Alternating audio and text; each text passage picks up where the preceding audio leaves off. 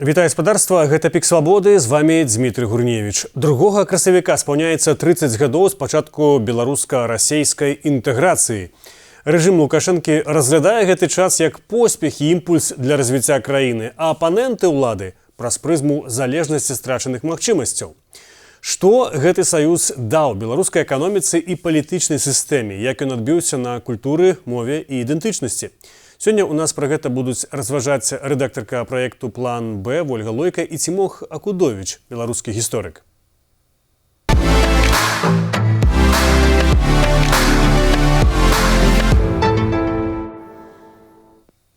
У першай частцы праграмы з намі Вольга Лойка. Прывітанне.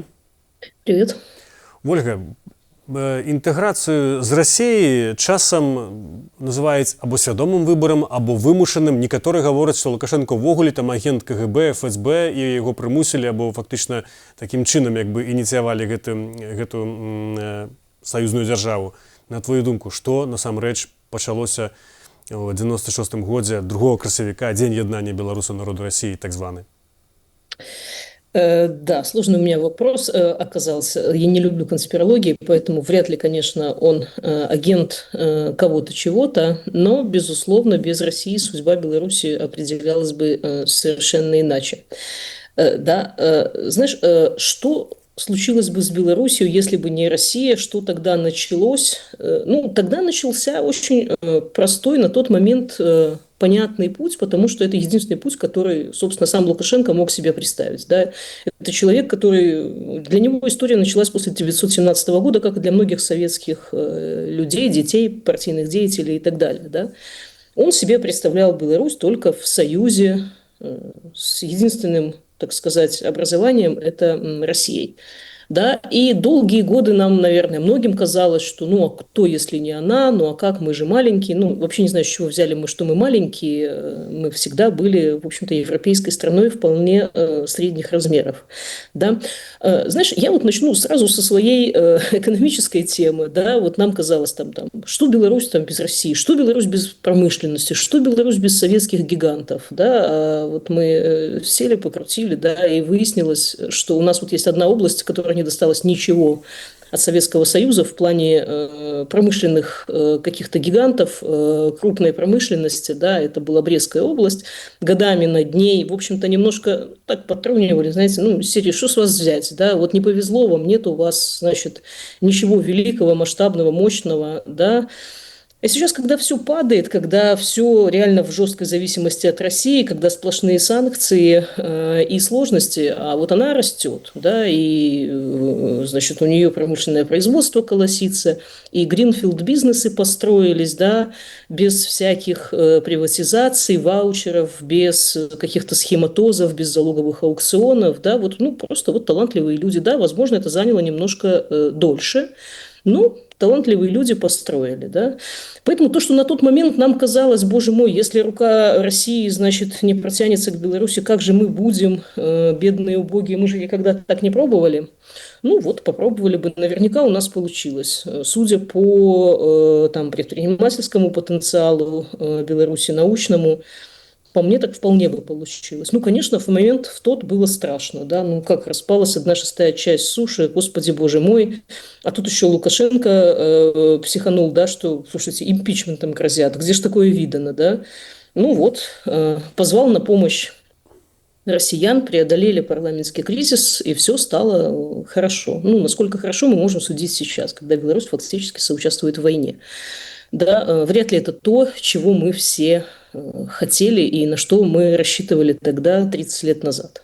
Але калі вярнуцца ў той час 30 гадоў таму, ці была нейкая альтэрнатыва, но іншыя краіны, суседзі Беларусі і па няшчасці суседзі таксама па Савецкім Саюзе, яны пайшлі нейкім сваім шляхам. Украіна не рабіла ніякага саюза з Расіяй, але ў той же самы час эканамічная сітуацыя там ну, не ёсць лепшай, чым у Беларусі. Дык ці была рэальная альтэрнатыва таксама для Беларусі, калі мы паглядзім, бо там заводы якраз такі зачыняліся ў тым ліку, таму што яны не мелі такіх і нафты і газа па такіх коштах, як мела Беларусь. Ну, безусловно, да, есть пример Украины, при этом есть пример той же Польши и Литвы, да, которая сделала другой выбор, да, в пользу другого объединения, куда не факт, что нас, конечно, кто-то взял бы, ну, с другой стороны, исключить этого тоже было нельзя, и Украина тоже была к этому близка. Да, ну, на самом деле все постсоветские страны преодолевали фактически один и тот же набор проблем. Лучше, хуже, в зависимости от темперамента, от того, кто оказался у власти. Мне кажется, это очень важный момент. И вот сейчас много обсуждаем мы, да, а вот если бы сейчас в Беларуси был транзит, вот у наших лидеров, которые за пределами страны, наверное, не было бы шансов, да, вот пришли бы выходцы из системы. Ну, с другой стороны, там, во многих странах пришли бывшие мигранты, и без вот этих шор, без этой привязанности к большому соседу, которые, в общем-то, вполне люди мира, и они смогли вывести свои страны куда-то в другие места. Да? А когда приходит человек из этой системы, он кроме этой системы ничего не знает, ничего не видит, и Беларусь вне ее он не представляет. Поэтому, в общем-то, ну, мне кажется, что если бы это был... То есть путь Беларуси во многом определился личностью самого Лукашенко на самом деле. Да? Он Беларусь в другом месте просто не видел. И белорусам некому было особо показать ее, какие-то другие возможности. Ну, возможно, лучше было в тот момент не делать никакого выбора, просто самостоятельно пытаться развиваться, пытаясь налаживать связи с разными партнерами, с разными странами, увидеть разные возможности. Так, Вот. ну Ну, і бизнес тады чуть аргументам больше. Лукашэнкі на карысць Саюза было тое, што дзякуючы там танным энерганосьбітам мы захаваем тыя гіганты, пра якія ты казала на пачатку, так апрача Брэсцкай вобласці. І дзякуючы этаму будзе дабрабыт людзей, прынамсі не зніжацца, стабілізуецца. І для Лукашэнкі это быў плюс, таму што як бы не будзе нейкіх там завіхрэнняў унутраных, людзі не будуць патрабаваць працы і хлеба, таму што нейкі мінімум будзе забяспечаны. Ну ці гэты план яму ўдаўся таксама, бо Слушай, ну это такой вот этот план без хирургического вмешательства, да, ну если тебя будут лечить таблетками, тебе наверняка это лично будет комфортнее, да, тебе будут как-то пытаться удерживать твое предприятие, сохранять понятный тебе порядок предоставления медицинской помощи, социальных льгот, ты будешь ждать свою небольшую, но положенную тебе пенсию, которую ты, наверное, даже будешь вовремя получать. В общем-то, это, наверное, так психотерапевтично в моменте, да. Но если речь идет о перспективах, да, предприятия закрылись, да, часть людей оказалась на улице. Кто-то быстро смог выплыть и уже не вспоминает об этом, да, кто-то до сих пор ностальгирует, вот как хорошо было тогда, где у нас были гарантии и так далее, да. Ну, вышли из этой ситуации подавляющее большинство людей, да, люди могут это пережить. Это стресс, безусловно, это слом системы, да, как и иммиграцию. Многим она оказывается на пользу, да, ты там смотришь, там действительно тяжелые месяцы, тяжелый первый год, второй, а потом вокруг оказывается довольно много благополучных людей.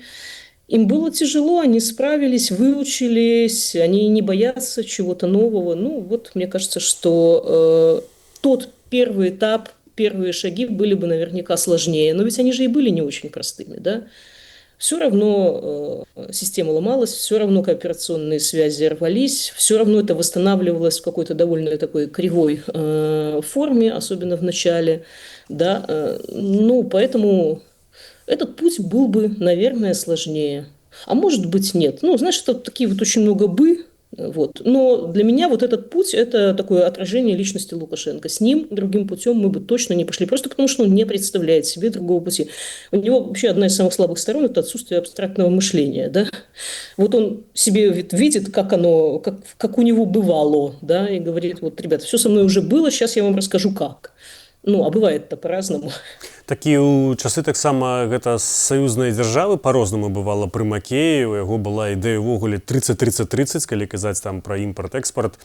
Ну, гэта не выглядае. Это на нервной почве случилось, да, потому что очередная война с Россией, да. На самом деле у этого же союза изначально было много проблем, и они вообще не решены, да. Я думала, что они все-таки к 30-му юбилею, они как-то там хотя бы смешные проблемы вроде роуминга все-таки смогут решить, да. Ну, нет. Ну, нет, да, как нет никогда и не было взаимного доверия, да, как Беларусь очень долго, очень сложно уступала какие-то активы России, да, мы тоже можем все вспомнить, сколько было торга вокруг Белтрансгаза, вокруг Мозырского НПЗ доли, да, сделка МАЗ-КамАЗ, мне кажется, обсуждалась несколько лет, закончилась буквально ничем. Ну, то есть, серьезно, доверия партнеров никогда на самом деле не было. Так, Ольга, Да? так можа і саюза ніякага насамрэч няма. Это просто шырма, за якую вось прыгожа спрабуюць упакаваць ну, абсолютно пустое змесціва. Знаешь, вот у меня эта гипотеза, она была довольно длительное время на самом деле, да, что это такой очень условный союз, да, с нами все равно больше никто особо не дружит, ну, давай делать вид, что мы с тобой вот в союзе, да, мы не одиноки, а у нас вот просто такой союз, вот все в союзах, и мы в союзе. Да, потому что на самом деле ведь Лукашенко давал повод для всех этих сомнений, повод для того, чтобы россияне ему на самом деле не верили. Все эти схематозы, начатые с 95 года, да, их можно почитать, это прям прекрасно описано. Сколько раз на государственном уровне Беларусь пыталась объехать, обмануть, объегорить Россию. Да, там, от водки беспошлиной до поставок сахара, который был вовсе не свекловичным, а совсем даже тростниковым. Да. Ну, в общем, это просто такая длинная история всяких попыток. Да, креветки отечественные, все помнят, польские яблоки, которые становились белорусскими на границе. Очень год урожайный оказался. Да. Ну, в общем, и еще миллион таких случаев. Ну, и все помнят историю с нефтью и нефтепродуктами, когда Беларусь годами не платила пошлины, которые должна была платить, когда Беларусь миллиарды заработала на нелегальной схеме растворителей и разбавителей. Да, это прям вот на глазах у всего российского сообщества, можно сказать, и случилось. Да. Ну, тоже такой союзник, вроде бы маленький, вроде он такой младшего брата из себя изображает, но постоянно пытается тебя немножко кинуть на деньги. Да. Тоже такой вайб союзный не очень. Да. Но вот в последнее время мне не то что пугает, но меня смущает, что даже на уровне премьера, на уровне, который всегда был, в общем-то, экономический, все больше говорят, что это такой духовный запрос наших людей, да, ну, потому что экономического смысла становится все меньше, это просто какие-то, очевидно, уже созависимые отношения, вот. И мы говорим, что у нас просто какая-то такая общность духовная образовалась. Вот это меня уже пугает, потому что это уже такой стопроцентный русский мир. А до этого мы были таким немножко бедным родственником, который такой хитрованный, пытается всегда... Вот это тот образ, который вот фактически гениально до 2020 года был в произведениях Олеся Пелецкого, да, «Давай пока». Да, Володя, мы тут все сами разобрались, да, ты там, спасибо, что помог, а пока тебя плохо слышно, давай пока. Да, такой немножко, даже симпатичный где-то Але этот ці образ. гэта насамрэч так было, таму што я вот памятаю, шмат разоў была дыскусія на працягу тых дзясятках гадоў, што з аднаго боку Расія утрымлівае Беларусь, яна дае там нібыта вось дзякуючы тым ільготам на энергарэсурсы вельмі вялікія капіталаўкладанні ў Беларусь, хаця это ж не прамыя інвестыцыі, але гэта з аднаго боку. З іншага боку, апаненты гэтай думкі казалі, што Беларусь дае там, ну, не вайсковыя базы, але аб'екты, скажем так, для расійскай арміі, што гэта вельмі дорага каштуе, і што калі это прадаваць на рынку, Расія нават яшчэ і не заплаціла за гэта ўсё. Вот калі баланс, хто ў это все ўклаў і хто за это заплаціў, хто тут выйграе, на твою думку? Ну, я думаю, что бенефициар все-таки Беларусь. Мне сложно оценить эти базы, но с учетом все-таки соотношения площадей Беларуси и России, все-таки Россия фактически почти все могла иметь на самом деле и у себя. Вот. Но поэтому бенефициар Беларусь. Но другой вопрос, что это были такие деньги, да, вот. В чем отличие, да, европейских денег от российских? Да? Польша тоже говорят все, ну, конечно, Польша там растет, конечно, тигр. Естественно, да, дайте нам такие деньги, мы тоже будем тигром, да, из бюджета Евросоюза. Но бюджет Евросоюза, кроме больших денег, дает еще бланки строгой отчетности, которыми ты, в общем-то, отчитываешься. Да? И фактически все, что сюда было передано в Польшу, да, оно имеет отображение в виде инфраструктуры. Да? У нас тут там вот шильды стоят на бассейнах, шильды, что это за гроши Европейского Союза. Дофинансовано и откуда, да?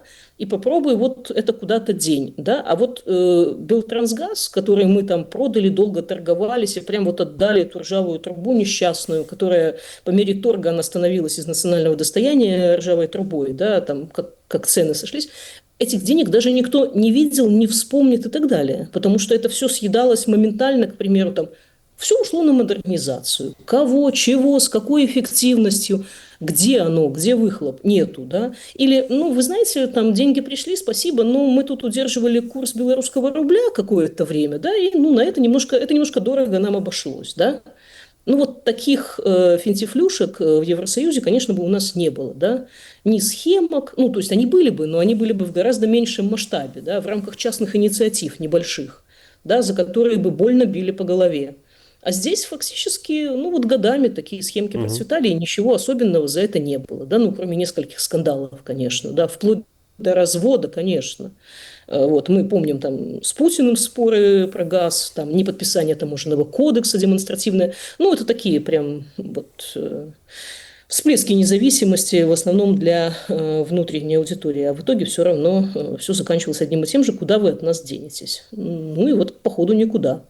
Вот. Калі глядзець экспорт беларускі, ён таксама ў розныя гады быў не цалкам прывязаны да рассіі, там нават у большасці там фактычна палова часам была на Расію завязаная, а рэшта была на Еўрапейскі Саюз, на Кітай, там на так званую дальнюю дугу.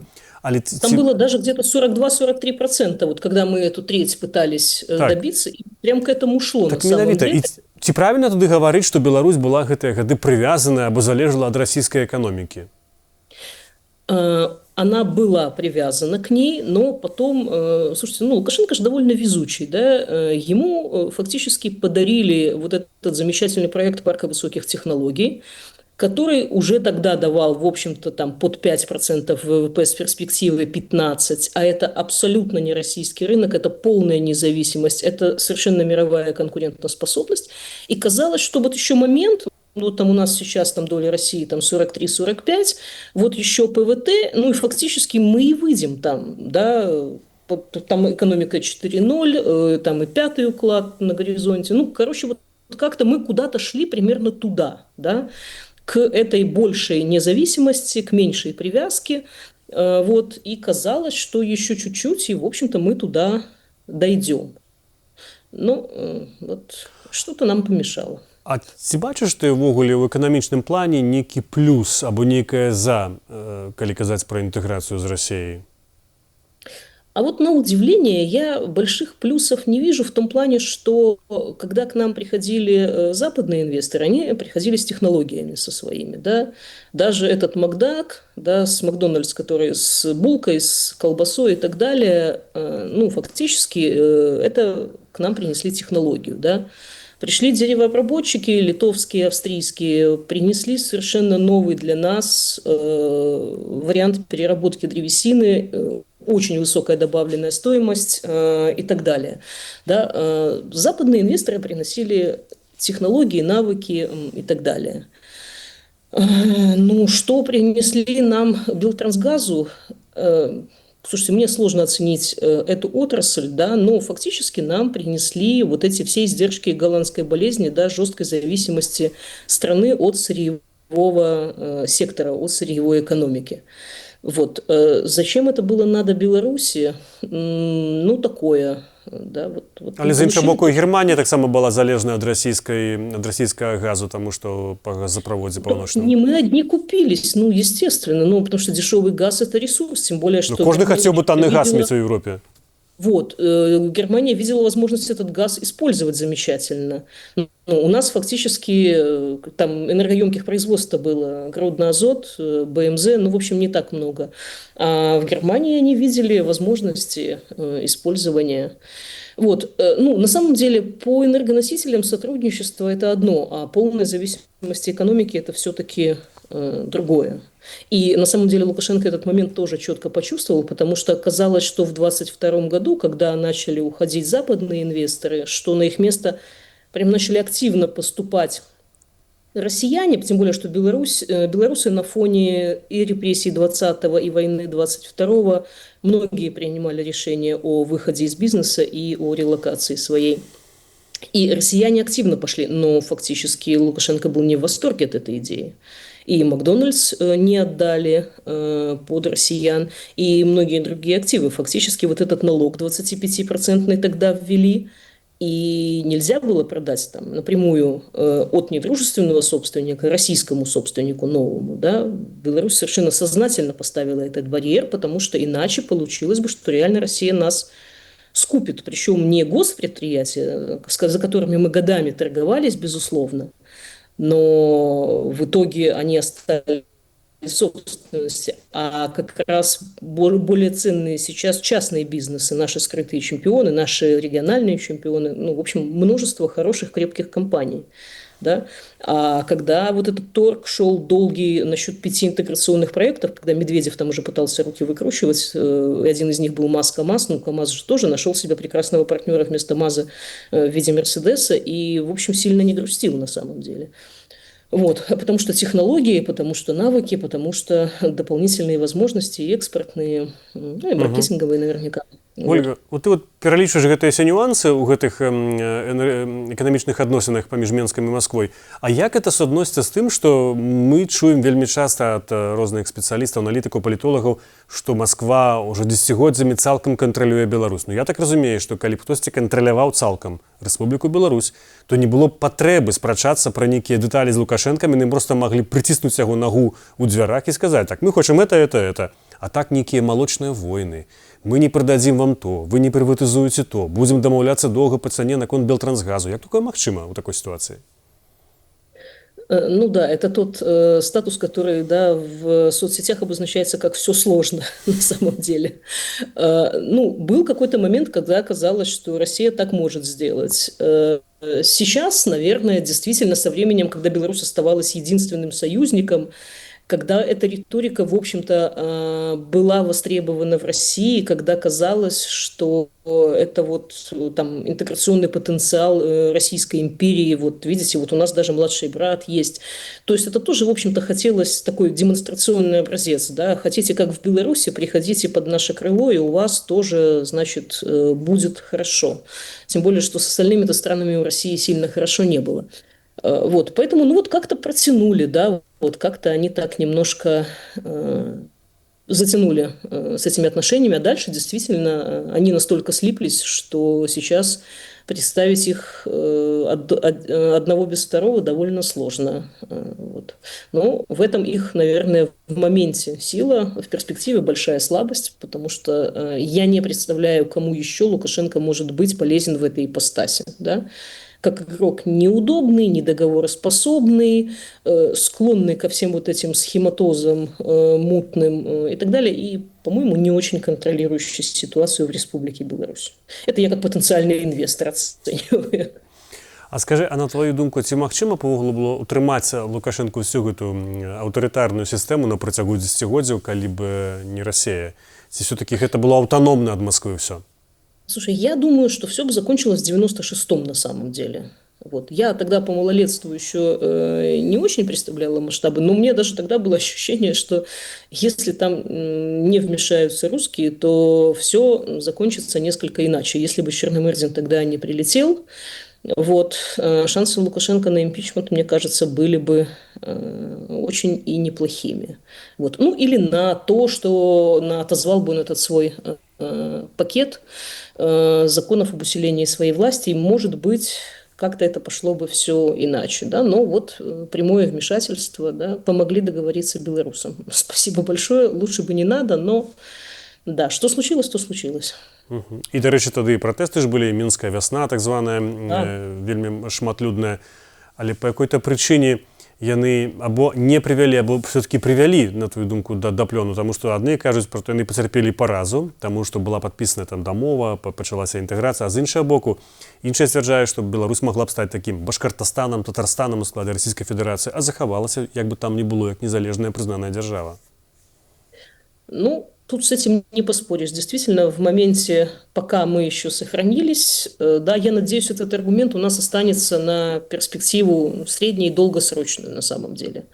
Потому что, когда мы обсуждали этот вопрос где-то лет 6 назад с несколькими умными людьми из числа чиновников, они говорили, что мы боимся не поглощения, да, мы боимся того, что России вообще ничего делать не придется. Ну, фактически Беларусь сама упадет в ее состав. Не надо будет ни принуждений, ну, ничего буквально, да, просто вот само бах, и не надо Мгм. референдумов, человечков не надо будет. Просто она сама вот так станет частью, да. Ну, это на тот момент казалось очень апокалиптично, но сейчас эта версия уже не выглядит как что-то такое. Ну, как же так же невозможно. Ну, почему, собственно, невозможно? Паколькі ты прыгадала, што ты размаўляла з чыноўнікамі, сапраўды, калі ты працавала яшчэ ў Менску, гэта часта здаралася. І я якраз учора, рыхтуючы іншы матэрыял, который сёння таксама будзе на іншым канале Радыё Свабода, штотыднёвая тлумачалка, там якраз пра адносіны Расіі і Беларусі. І там ёсць словы Андрэя Суздальцева, расійскага палітолага, які там некалькі гадоў пражыў, нават, здаецца, 10 у Беларусі. І ён, даючы інтэрв'ю, здаецца, «Эхо Москвы», сказаў такую фразу, што паводле яго беларуская эліта, беларускія чыноўнікі, все, што вакол Лукашэнкі, яны лічаць, это я цытую, расейцаў дурнямі і ідыётамі, которых можна выкарыстоўваць і забіраць рэсурсы. Ты маеш такое ўражанне ад гэтых беларускіх чыноўнікаў, што так яны ўспрымалі Расею, ці там наадварот, проста цалкам рабалепие і лаяльнасць перад Москвой? Ну, на самом деле, раболепия не видела никогда абсолютно, потому что все-таки, ну, у топов точно было вот это, да, вот эта макеевщина такая, да, что при всей лояльности Лукашенко все равно независимость Беларуси для тебя ценна, суверенитет ее не обсуждается, не продается, на стол не кладется ни при каких обстоятельствах. Вот, поэтому нет, не было. Ну, с другой стороны, просто тогда и в России, в общем-то, достаточно либеральные времена были, и в экономической сфере там действительно были сильные специалисты, да. Слушай, ну о чем говорить, если еще Илларионов был советником Путина, да, сейчас это даже представить себе невозможно, это как, я не знаю, да, это как Дима Круг был бы советником Лукашенко. Да, просто как-то, что за разгул либерализма, вот, даже посерьезнее, пожалуй. Вот, поэтому нет, раболепия точно не было никогда, были интересы, было постоянное бадание, ну, знаешь, не было и политической воли, собственно, на какие-то дальнейшие углубления, на поглощение. Все-таки Лукашенко очень четко синими-то пальцами держится на самом деле, да, именно за свой стул, и мне не казалось, что у него, к примеру, есть союзные амбиции. Он понимал, что да, там рейтинг, может, у него какой-то есть, да, но съедят, реально съедят. Вот, зная этих российских товарищей, зная их масштабы, вот, и на самом деле довольно удивительно, да, мы анализировали, водил ли он дружбу с олигархами, и фактически у него прям вот несколько человек, очень точечно он дружил с ними, хотя казалось бы, да, вот он... Ну, Березовский был его сябром. Ну, чуть-чуть Березовский, да, чуть-чуть Макаров и Теровский, чуть-чуть, ну не чуть-чуть, чуть побольше Юнивест М. Тернавский, ну и вот Гуцериев, да, и как-то все с ним расстались, и все, в общем-то, не очень хорошо на самом деле. Потому что, по-моему, для совместного ведения бизнеса он все-таки не очень приспособлен на самом деле, да, потому что это все-таки ты мне построй, ты мне все отдай, а потом я там хочу казню, хочу милую. Да, это вот он со своими, пусть рабами так обходится. Все-таки российские олигархи привыкли несколько к иным способам коммуникации, плюс к несколько иным возможностям. Все-таки возможность влиять на решения у них должна быть, а с Лукашенко это всегда проходило сложно.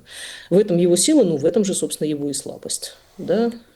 Сёння Беларусь, на твою думку, гэта все-таки частка палітычнай расійскай сістэмы і эканамічнай, ці гэта, як бы там ни было, і насуперак крытыкам этой сувязі, гэта все-таки асобнае ўсё? Слушай, ну, экономика, ладно, да, экономика это такая достаточно конъюнктурная штука, да, вот поставляли мы все через Усть-Лугу, а сейчас в Усть-Луге какие-то неприятности приключились, да, там что-то пожары какие-то случились, ну и вот уже мы там, и не привязаны мы настолько уже к Усть-Луге, мы уже готовы рассмотреть другие предложения, да. Вот, меня, конечно, очень пугает эта военная привязка, которая... Хорошо сказал в своем интервью Виктор Бабарико, да, что фактически это такой пояс шахеда, на который на тебя одет и который крайне сложно снять. Да, вот пояс с Усть-Лугой снимается очень легко. Да, Клайпеда тебе говорит «да», и ты говоришь: боже мой, Клайпедский порт, я любил тебя больше всех остальных портов все это время. Какое счастье, что мы снова вместе. Да? И это довольно быстро происходит, и это несложно себе представить. А вот со всеми этими орешниками, вот с этим немножко посложнее. Да? Если оно у тебя оказывается, ну, я думаю, что все еще нет, но да, дурное дело не хитрое, в общем-то, все понимают, что это абсолютно возможно. Да? Вот избавиться от этого будет довольно сложно. Это не тот случай, когда можно переиграть, передумать, сказать, что забирай, я передумал. Ольга, і апошняе пытанне. Все-таки, калі параўноўваць гэты 30гадовы баланс, напрыклад, нашымі суседзямі з краін еўрапейскага звязу, бо прапаганда пастаянна сцвярджае пра тое, што ў нас адбыўся нацыянальны геній, таму што мы маглі, і на увазе беларусы, выкарыстоўваць такую велізарную краіну, як Расія. Часам в тролінгу называлі Расію сыр'евым прыдаткам Беларусі, і што, маўляў, іншым еўрапейскім дзяржавам это не ўдалося. Але калі параўнаць там узровень жыцця, бяспеку, мабільнасць беларусаў, ну, усё што заўгодна, не ведаю, пачуццё шчасця, пасля 30 гадоў, дзе мы ў параўнанні з іншымі? Слушайте, все плохо, действительно. Да, если мы с Польшей начинали в одной точке, то сейчас мы фактически вдвое разошлись. Да. Если Беларусь 37% своих доходов тратит на питание, а поляк 20%, ну, о чем тут говорить? Да? Вот. Доступ к длинным деньгам, инфраструктура, образование, здравоохранение. Ну, то есть можно, конечно, пользоваться страшилками пропаганды, которая говорит, как тут все сложно, еще и на непонятном польском языке. Да, а можно рассказывать про реальные кейсы, где поляки, там, в том числе и лечат множество белорусских детей, спасибо им большое, и делают это бесплатно по страховке. Да, а в Беларуси это не делают никак. Вот. Поэтому мифы о доступной медицинской помощи, ну, безусловно, она доступна, но в рамках, которые Минздрав считает для себя возможным. Да, вот если возможно будет там пластырь и йод тебе только выписывать, ну, значит, будете сидеть с пластырем и йодом и говорить, что ну вот у вас доступная медицинская помощь. А в Польше там что-то непонятное. При том, что если разобраться, все работает, и возможностей, конечно, заметно больше. И свободный рынок труда, и европейский диплом. Ну, в общем, это все пугающе звучит только для тех, кто до сих пор ностальгирует по Советскому Союзу и бесплатной хрущевке, которую можно было получить, если буквально лет 25 постоять на очереди. Понятно, что человеку, который считает себя конкурентоспособным, кто готов получать образование, кто готов конкурировать на рынке труда, кто готов создавать продукт, строить бизнес, получать востребованную специальность айтишника, врача, пилота там, гражданской авиации, ну, естественно, для него это все совершенно не вариант, и попытки этим как-то простимулировать, да, ну, о чем говорить, если до сих пор Беларусь пытается убедить, как хорошо иметь целевое распределение и привязку на 10 ближайших лет твоей жизни к обязательству, данному там, тобой или твоими родителями в 17 лет. Ну, это просто смешно. Если ты конкурентоспособен, тебе это точно не надо. Ну, а если ты не конкурентоспособен, тогда зачем ты этому государству, зачем ему обеспечивать тебе там, какие-то гарантии и ждать твоего счастливого прихода на работу там 6 лет? Врача, к примеру. Да, ну, в общем, тут все очевидно, к сожалению, увы, воспользоваться бенефитами смогли лучше наши соседи, которые смотрели на Запад, а не на Восток. Дзякуй вялікі, Ольга. Нагадаю, што моей госцяй, з якой мы падсумоўвалі палітычныя і эканамічныя вынікі 30годдзя так званай расійска-беларускай інтэграцыі, была галоўная рэдактарка праекта «План Б» Ольга Лойка. А мы працягваем наше выданне. Заставайцеся разам з намі. І зараз я запрашаю нашага чарговага госця, гісторыка Цімоха Акудовіча, з якім мы пагаворым пра 30годдзе інтэграцыі ў кантэксце беларускай ідэнтычнасці, культуры, мовы, што з намі адбылося на працягу гэтых 3 дзесяткаў гадоў. Прывітанне, Цімох. Вітаю, Зміцер. Галоўнае пытанне, якое цікавіць мяне, ці стала Беларусь незваротна часткай рускага свету, бо, здаецца, зараз, як выглядае, гэта галоўны расійскі праект, які яны рэалізуюць ужо не толькі там мяккай сілы, але таксама зброяй. Ну, глядзячы, з чым мы параўноўваем, можна сказаць, што Беларусь стала часткай рускага праекта там яшчэ, не знаю, 100 год назад, чаму не пачатак 20-го стагоддзя, чым не рускі свет Беларусі, ідэальны рускі свет. А потым раптам бац і не рускі свет. Вось, таму пытанне, ад чаго весці, ад чаго весці кропку адліка. Ну, я думаю, што калі мы параўноўваем з 90-мі гадамі, зразумела, што першыя 90-е гады, як кажа Лукашенко, калі кіраваў нацыяналіст Шушкевіч, хаця прэм'ер-міністрам быў Кебіч, чалавек, который пасля Лукашэнкі быў увогуле там сенатарам, здаецца, так? Мы гаворым пра той час, калі большасць беларусаў у галасаванні яшчэ выбірала Савецкі Саюз, а не незалежную Рэспубліку Беларусь. Пазней у рэферэндуме, неважна, з якімі там ён адбыўся фальсіфікацыямі, ці ён меў права адбыцца, ну, але выглядае, што грамадская думка ўсё ж такі была тады больш за двухмоўе, напрыклад. Вось з тых часоў, скажем, сярэдзіны 90-х гадоў, калі Лукашенко пачаў гэта расійска-беларускую інтэграцыю. Ну, мне падаецца, што калі з такога ракурса браць, то хутчэй Беларусь адышла далей ад рускага свету, таму што вырасла некалькі пакаленняў людзей, якія разумеюць сябе прадстаўнікамі незалежнай, самастойнай, самадастатковай нацыі, беларусаў. Такога даўно не было. Таму, калі так агульна падсумоўваць, то хутчэй адышла. Хаця, канешне, апошнія 5 гадоў, калі казаць канкрэтна пра палітыку Лукашэнкі, зроблены крок назад, зноўку да рускага свету, але хутчэй у палітычнай сферы, у культурнай, я думаю, што сітуацыя таксама вельмі цяжкая, але мне падаецца пазіцыі захаваныя. То бок беларусы усведамляюць сябе самадастатковымі, і проста, хутчэй, скажам так, гэты адыход ад рускага свету прыпыніўся крыху так, вось я б так сказаў. Вось тая русіфікацыя, якую мы назіраем, таксама 30 год, ну, пра яе гаворыць як бы шмат хто з экспертаў і школы беларускай знікаюць, таму што не пераважна на вёсцы. І ў прынцыпе тэлебачанне, дзяржаўныя сродкі масавай інфармацыі гэта унутрыбеларускі працэс, і ўсё ж такі гэта тое, што Расія нейкім чынам, не ведаю, дыпламаты, мяккай сілай ці прымусам Лукашэнку змушае рабіць. Ды не, я думаю, што гэта ўнутраныя працэсы. Гэта ўнутраныя працэсы, і тое, што ты назваў, ну, па-першае, ёсць асобнае вялікае пытанне адмірання вёскі, так? Бо калі мы кажам пра тое, што апошнія 30 гадоў колькасць там беларускамоўных беларусаў паменшылася, мы ж кажам менавіта пра тое, што адмірае старое вясковае насельніцтва. Але ладная частка гэтага насельніцтва і не разумела, што яны гавораць па-беларуску, яны па-простаму гаварылі. А вось колькасць людзей, якія усвядомлена гавораць па-беларуску, за апошнія 30 гадоў відавочна вырасла. Вось, таму тут зноўку пытанне, з якой як бы лінейкай мы да гэтай праблемы падыходзім. Вось. Але абодва гэтыя працэсы абсолютна ўнутраныя. Ну, я не эксперт у гэтай тэме, я кажу зараз хутчэй як чалавек, які назіраў за гэтымі працэсамі это 30 год. Мне падаецца, што ўсе спробы Расіі цэнтралізавана паўплываць, так, на нейкія беларускія культурныя працэсы збольшага скончваліся, ну, нічым. Ну, там вось нейкі былі это сайты прапагандысцкія расійскія, якія па выніку, ну, не ведаю, мне здаецца, не адыгралі вялікай ролі. Ну, мне нават цяжка узгадаць што-небудзь, так? Ну так, ну былі нейкія казацкія арганізацыі, Ну, так. нібыта, або расійскія дамы, я памятаю, сам рабіў Берасці, званіў, там пры універсітэце ён быў Пушкіна Берасейскім. Толькі незразумела было, чым ён займаўся, гэта было нейкім метадычным пакоі, проста адзін чалавек сядзеў, што ён рабіў, але Роскомнадзор, Россотрудничество, прабачце так, нібыта гэтым займалася. Тады чаму гэта не дало ніякі вынік? Здаецца, велізарная дзяржава, якую мы ўспрымаем, якая абсалютная проста, якая пранікла цалкам ФСБ, там все кантралюецца Крамлём. І яны, па сутнасці, калі вот тебе паслухаць, нічога не змаглі дабіцца ў гэтым плане.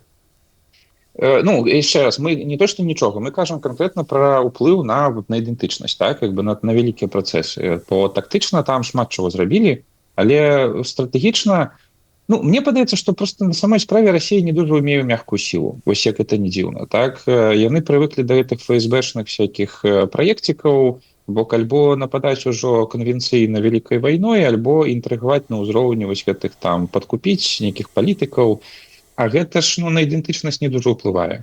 Вось, і па выніку, мне падаецца, нідзе ў іх не атрымалася пагуляцца ў культуру, так? Пры тым, што яны-то і сваю культуру зрабілі апазіцыйнай, так? Чарговы раз Расія самую моцную сваю зброю, несумненна вялікую па маштабах, па аб'ёмах расійскую культуру робіць апазіцыйнай, садзіць там сваіх выбітных там пісьменнікаў, якіх-небудзь рэжысёраў і так далей. Вось, то мне падаецца, што можа з-за гэтага. Вось. Ну, я просто фіксую. Мне падаецца, што у іх не атрымалася ні ў Беларусі, ні ва Ўкраіне пры ўсіх іх магчымасцях сапраўды моцна паўплываць на працэсы развіцця ідэнтычнасці, якія апошнія 30 гадоў ішлі вельмі актыўна ў нас. Можа, таму, што гэта, это мацнела ідэнтычнасць насуперак нейкім іхных спробам? Тому што беларусы бачылі такую велізарную дзяржаву побач з сабой, і проста, нават эліта дзяржаўная, которая вакол Лукашэнкі спрабавала сабе нейк адасобіць. Ну, відавочна, так. Гэта быў таксама працэс. Я думаю, што гэта паўплывала. Так? Там заявы розных расійскіх генералаў, якія раз на пару год у любыя часы абвяшчалі, што там ніякай Беларусі няма, яны, канешне, падштурхоўвалі і беларусаў звычайных, і чыноўнікаў там неяк рухацца ў бок развіцця сваёй ідэнтычнасці. Мне падаецца, што тут больш важныя нашы ўнутраныя працэсы, то бок жаданне перастаць быць савецкімі людзьмі, жаданне стаць нармальнымі еўрапейскімі людзьмі, так, вось такія рэчы. Мне падаецца нават змаганне з Лукашэнкам, так, як узурпатарам, які хоча невядома чаго, яны былі важнейшыя у развіцці ідэнтычнасці, так, то бок грамадства ў пэўны момант зразумела, што яно можа крыху ўплываць на палітыку чалавека, які лічыць, што на яго ўплываць немагчыма, нібыта ён сам все рашае. Але ў культурнай палітыцы аказалася, што вось мы гаварылі пра ВКЛ, і ён такі туды-сюды, бачком, і таксама пачаў казаць пра ВКЛ. Так, можа быць, нават гэта больш уплывала. Таму мне падаецца, што тут уплывы Расіі, з дзіўным чынам. Я сам разумею, што это неяк нелагічна выглядае, але мне падаецца дзіўным чынам апошнія 30 гадоў у культурным плане расійская, вот эта кремлёўская палітыка на беларускую ідэнтычнасць не дужа ўплывала. Але таксама ты ўзгадаў пра нейкія тактычныя здабыткі расейцаў за гэты час. Што ты маеш на ўвазе? В сэнсе, што ясна, што там на ўзроўні палітыкаў яны дамагліся там, што там паставілі помнік Пушкіну, там паставілі помнік каму там, княгіні Ользе. Вось, ясна, што праваслаўная царква засталася пад Масквой, да? Касцёл у нас стаў самастойным абсалютна ў 90-е гады, царква не, засталася максімальна, мне падаецца, падкантрольнай. Вось, вось такія рэчы, так? То бок мы можам пералічваць канкрэтныя рэчы, будынкі гэтыя пабудаваны, дамы расійскія. Мы можам пералічваць канкрэтныя рэчы, якія засталіся тут за Расіяй, ці нават якімі Расія узмацнілася тут, але мне падаецца, што яны глобальна не дужа паўплывалі. А ці нешта, напрыклад, пазітыўнае, это такое крамольнае, разумею, пытанне, трошкі правакацыйнае, нешта пазітыўнае Беларусь у такім культурным плане атрымала за гэтыя 30 гадоў, менавіта ў кантэксце гэтай інтэграцыі з Расіяй? Інтэграцыя – гэта палітычны працэс. Мне падаецца, што гэта палітычны працэс пішоў максімальна млява. То бок там магчыма, там нейкія грошы туды-сюды перакачваліся, і можа з гэтых грошай быў там, не ведаю, прафінансаваны які-небудзь такая частка славянскага базару ў Віцебску, дзе ў тым ліку выступалі нармальныя артысты. Вось што-небудзь такое, абсалютна дробнае. Таму, мне здаецца, нават як бы пра эту інтэграцыю, каб ты не пазваніў, я б не ўзгадаў, што нейкі там дзень інтэграцыі. І мне падаецца, большасць беларусаў таксама. Вось, гэта ж абсолютна палітычная штука. Тут можна асобна гаварыць пра ёсць палітычны працэс, а ёсць расійская культура, якая існуе сама па сабе. Таксама не ў залежнасці ад нейкай палітыкі і ўсяго астатняга. Вось яна відавочна ўплывала на беларусаў. Беларусы засталіся ў расійскім культурным полі, бо это было моцнае культурнае поле. І тут можна размаўляць, так? Ці это ўзмацніўся гэты ўплыў расійскай культуры, ці не ўзмацніўся, але расійская культура існуе не для таго, каб захопліваць Беларусь. Яна проста існуе сама па сабе, а мы побач і прывычныя яе спажываць. І гэта нясе нейкую небяспеку з таго пункту гледжання для звычайных розумаў беларусаў, іх душаў? Па-першае, канкрэтна цяпер нясе, таму што цяпер расійская культура перастала быць проста расійскай культурай, яна суцэльная прапаганда, наколькі я гэта разумею, так, там вельмі мала засталося незалежнай прасторы. Яна ўсё збольшага за мяжой. Таму канкрэтна цяпер так, гэта страшная небяспека, ўсе это СВО і ўсё такое. Вось, але калі мы кажам так глобальней, то гэта непазбежнасць. Мы як бы невялікая нацыя, якая жыве побач з вялікай культурнай прасторай. І мы пастаянна мусім, і это было раней, і будзе далей, мы пастаянна павінны будзем неяк як бы карыстацца з гэтай культуры, адсланяцца ад гэтай культуры, ну то бок гуляць, вось ісці па гэтым канаце, каб не зваліцца ў прорву. Вось. І мне падаецца, адрозненне нас цяперашніх ад нас, я не ведаю, 100гадовай даўніны, калі была такая ж самая сітуацыя, мы, можа быць, крыху лепш навучыліся хадзіць па гэтым канаце. Вось і так. Але гэта некая непазбежнасць, паколькі мы знаходзімся побач з Расіяй, то гэта будзе вызначаць жыццё Беларусі ўжо на вякі? Ну, надоўга, так, відавочна, яшчэ вельмі надоўга. З аднаго боку захад з ягонымі каштоўнасцямі, інтарэсамі, магчымасцямі, з іншага боку Расія з вельмі агрэсіўнай, там, відавочна, палітыкай, унутры якой мы пражылі 200 гадоў, так, і у нас вот куча тых лагістычных сувязяў набудавана, і ад іх вельмі цяжка пазбавіцца. Нават калі б мы ўсе вельмі захацелі, ўсё адно было вельмі складана. Таму так непазбежна гэта гульня, у якую мы павінны ўмець гуляць. А цалкам адасобіцца, я не ведаю, напрыклад, пайсці па шляху, я разумею, балтыйскія краіны пайшлі па такім шляху, па якім нам немагчыма да канца ісці, бо іх захад прыняў як бы авансам за гады акупацыі пасляваеннай. Але ці ёсць проста іншы выхад, калі ёсць такі саюзнік з боку, я кажу, это двухкосці саюзнік, ад якога, спрабуючы адысці, можна атрымаць сітуацыю ва Украіне, напрыклад, вайну, акупацыю частку тэрыторыі.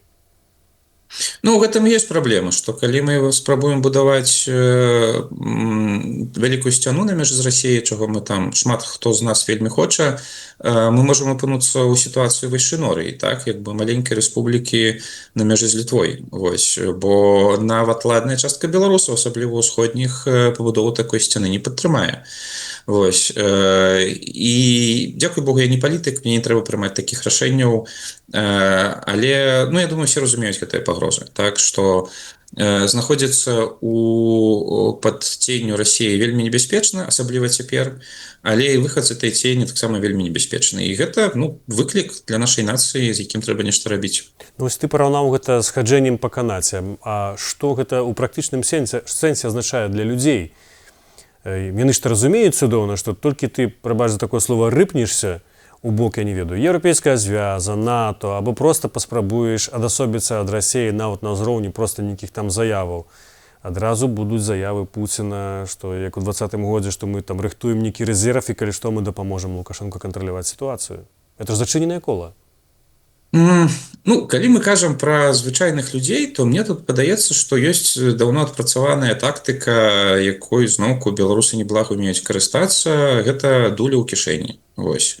Як бы жыць сваім жыццём, разумеючы, што як бы табе як бы на вушы вешаюць лапшу, але гэта не вечна, аднойчы сітуацыя памяняецца, і важна проста заставацца нармальным, адэкватным чалавекам у гэтай гісторыі, каб у перыяд зменаў мець магчымасць нешта мяняць маштабна, а пакуль мяняць лакальна. Мне падаецца, слухай, ну, чаму мы пра гэта гаворым? Ну, таму што гэта так ужо было ў пачатку 90-х, калі нібыта гэтыя беларусы самыя ціхія, мірныя, самы савецкі народ у Савецкім Саюзе, паціху, патроху, нікога там не абражаючы, нікога там не высылаючы нікуды, взялі і зрабіліся незалежнымі. 1918 год, тое ж самае. Там самае расійскае племя пасля расейцаў, беларусы, да, ціхая, мірная, паціху і абвесціла незалежнасць і здабыла дзяржаўнасць у СССР. Вось. Ну, я не ведаю, я просто констатую, так? Тут есть такая гісторыя. І, напэўна, адзінае, што можам сказаць, просто гледзячы ў мінулае, што гэта тактыка, якая, мне падаецца, і ў сучаснай Беларусі працуе зараз на 100%. Процьма чыноўнікаў, простых людзей жывуць у нейкай такой рэальнасці. Вось, перажыць з долю кішэні. А калі мы кажам пра наступ рускага міру ці рускага свету, на твою думку, у чым гэта праяўляецца найперш сёння у адносінах да Беларусі?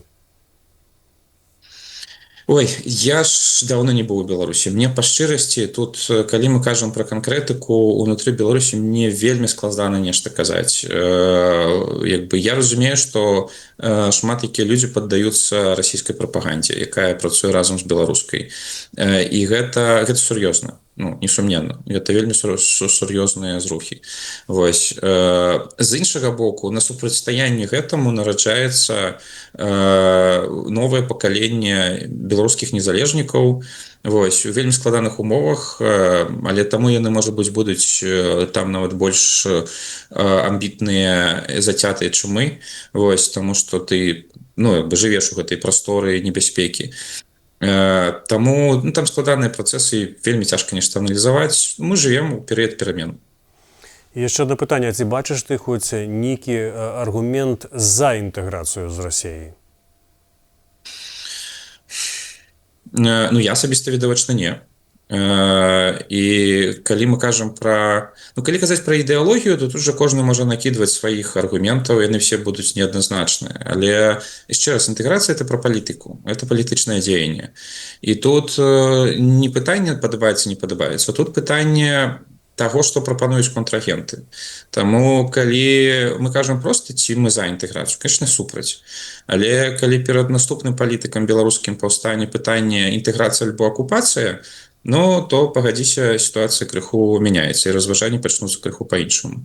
Вось, таму, як бы, не думаю, што само пытанне дарэчнае, проста таму, што ў палітычнай сферы яно будзе абмяркоўвацца з пазіцыі вот этих вось, з пазіцыю гандля. Да, это мелася быць апошняе пытанне, але паколькі я ведаю, што ў Беларусі ж такі ёсць некая катэгорыя людзей, которая лічыць, што Расіі можна выкарыстоўваць у эканамічным плане, выкарыстоўваць яе рэсурсы. Дзякуючы гэтаму беларусы будуць багацець, станавіцца мацнейшай нацыяй.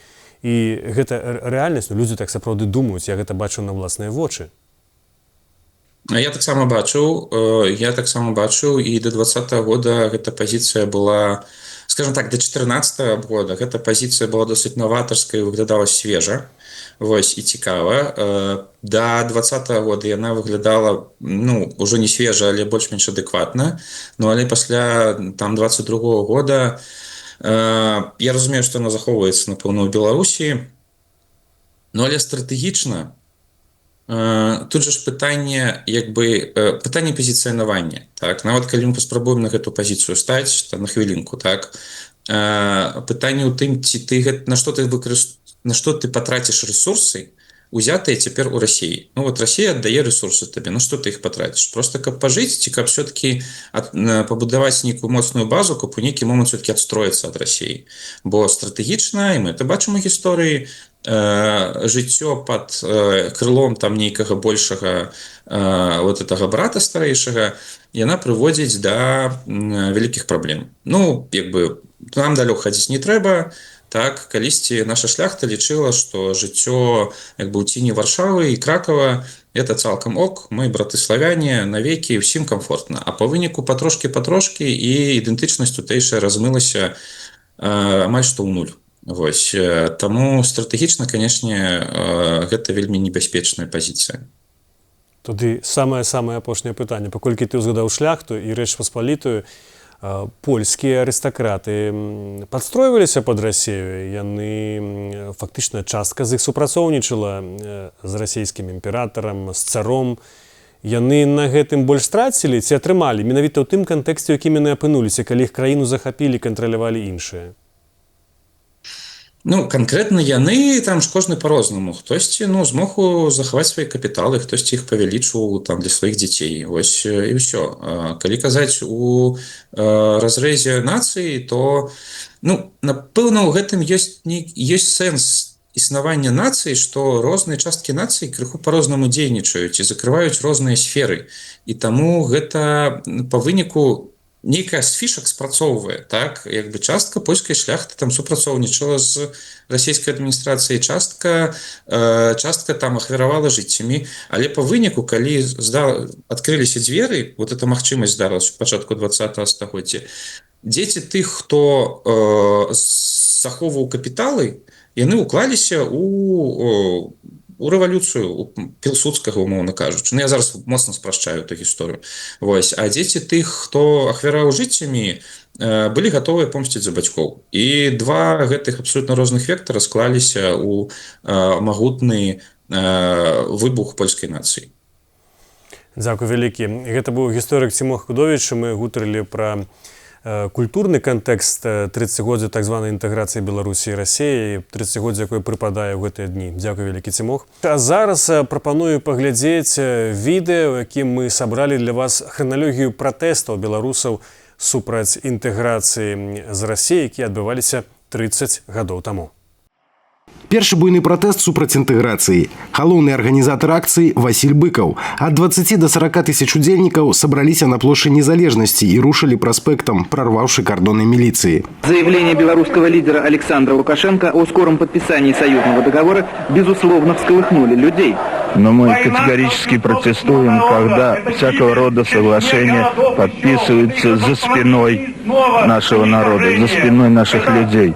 Митинг протеста в Минске завершился тем, что его участники собрали несколько мешков с мелкими белорусскими купюрами на покупку, как было сказано, билета в Россию для президента Лукашенко, который туда очень хочет. Лукашенко и Ельцин подписывают дамову об стварэнні расійска-беларускай супольнасці. У Менску з гэтай нагоды збіраецца 30-тысячнае шэсце. У Менску праходзіць самы масавы чарнобыльскі шлях за ўсю гісторыю. Людзі збіраюцца ля Акадэміі навук і ідуць маршам па праспекце Францішка Скарыны. Цяпер гэта праспект Незалежнасці. На шляху паўстаюць машыны міліцыі, але дэманстранты іх перакульваюць. У лякарні пасля акцыі трапляюць сотні сілавікоў і удзельнікаў. Лідары апазіцыі зазнаюць крымінальны пераслед. Лукашенко и Ельцин подписывают союзную дамову с Россией в Москве. Вместе, уверенно, двигаясь к союзному государству. Некалькі десяткаў тысяч беларусаў выходзяць пратэставаць да опернага тэатру ў Менску. Людзі спрабуюць прайсці да расійскай амбасады, але шлях ім перакрываюць міліцыянты. Пасля сутычак дэманстрантаў з сілавікамі акцыю разганяюць. Сотні удзельнікаў затрымліваюць. У Гародні праходзіць шэсце патрыётаў. Так пазней назвалі невялікую, але адну з самых гучных акцыяў. Шэсце разганяюць слезацечным газам. Ёсць пацярпелыя з абодвух бакоў, але абыходзіцца без крымінальнага пераследу. У Менску збіраюць марш свабоды супраць інтэграцыі з Расіяй на плошчы Якуба Коласа ад 20 до 40 тысяч. Калёна кіруецца па праспекце і вуліцы Сурганова да плошчы Бангалор. Але пасля мітынгу калёна зноў разварочваецца ў цэнтр гораду. Дэманстранты ідуць па вуліцах Богдановича і Варвашэні ў надзеі прайсці да цэнтральнага праспекту. Дарогі перакрытыя. Ля моста праз Свіслач на вуліцы Першамайскай мітынгоўцаў чакае трайны кардон за мапу. Палітык Мікола Статкевіч ідзе на перамовы з міліцыяй, каб дэманстрантам далі адысці. Але калі калёна разварочваецца назад, АМАП атакуе. Самыя актыўныя удзельнікі акцыі кідаюць у АМАП кавалкі тратуарнай пліткі, якая чамусьці складзеная ля месца, дзе пратэстоўцы сустрэлі кардон. Акцыю разганяе спецназ. 200 чалавек звяртаецца па медыцынскую дапамогу, а ў міліцыі завозяць 62 адміністрацыйныя справы і 7 крымінальных. Мікалай Статкевіч апынаецца ў турме, дзе абвяшчае галадоўку. У выніку яму даюць умоўны тэрмін. Так беларусы пратэставалі супраць інтэграцыі з Расіяй 30 годдзі таму. І на гэтым мы завяршаем наше выданне. Дзякую, што былі разам з намі. Для вас у празе працаваў я, Дмітрий Гурневіч. Калі ласка, стаўце падабайкі пад гэтым відэа і пад іншымі. Пішыце вашыя каментары. Будьце разам з намі. Заставайцеся за свабодай.